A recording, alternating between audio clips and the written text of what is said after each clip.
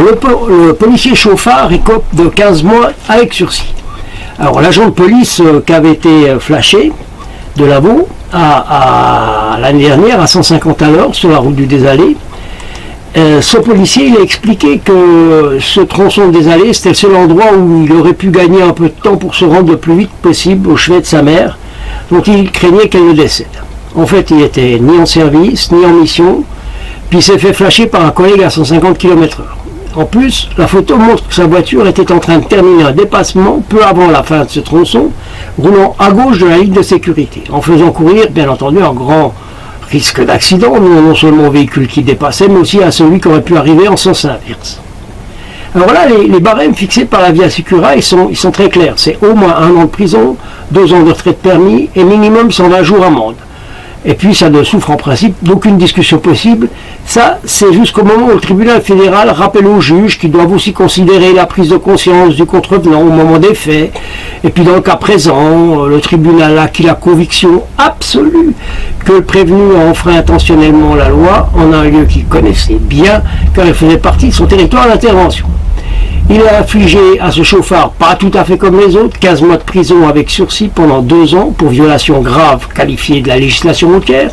Et puis ensuite, ils ont renoncé à sortir cette peine d'une amende immédiate, considérant que l'intéressé a largement été puni par la perte de son emploi après 35 ans de service et la possibilité d'en retrouver un dans la police. Il faut quand même souligner que 120 jours d'amende avec un salaire de 6 000, ce qui n'est pas énorme pour un gendarme en général, c'est quand même un cadeau d'environ 30 000 francs. Il ne faudrait peut-être pas l'oublier non plus. Ça.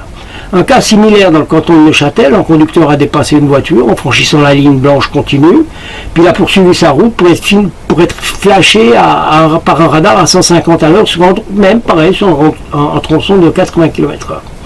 Alors, s'agissant d'un délit de chauffard, son permis a bien entendu été saisi. Il risque maintenant une suspension de permis pour 2 ans, 1 année d'emprisonnement avec sursis, bien entendu la première fois. Et puis on n'en sait pas plus sur ce type de Neuchâtel. On ne sait pas s'il a de la famille, s'il a des responsabilités, s'il a gardé son emploi ou pas.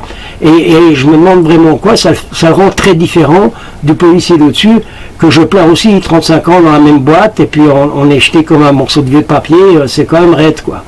Enfin, si je comprends bien que cette situation géographique liée à la fonction professionnelle ait pu l'inciter parce qu'il connaissait bien il faut quand même savoir que ce petit tronçon sur lequel il a roulé si vite lui aurait peut-être permis d'économiser 1 minute. Donc je vois pas vraiment où c'est si important. Voilà. Et puis bon, là, on ne sait toujours pas, bien entendu, ce qui s'est passé avec ce conducteur neuchâtelois, s'il avait sa famille, s'il a conservé son emploi. Bon, tout ce qu'on peut dire finalement, c'est que viva la Via Sicura, c'est la plus grande absurdité de tous les temps. Et il faut vraiment qu'on soit dans un pays comme la Suisse pour pondre des trucs aussi absurdes que ça, ou des gens tout à fait normaux, puisque le cas présent parle d'un policier quand même, qui commet une erreur, il perd son boulot, il a 35 ans d'activité de maison, et puis ça compte plus rien tout d'un coup, parce que émotionnellement, il n'aurait pas dû le faire, mais il l'a fait, il a eu peur pour sa mère, etc. Et ben le mec là, il a perdu son boulot, perdu tout ça.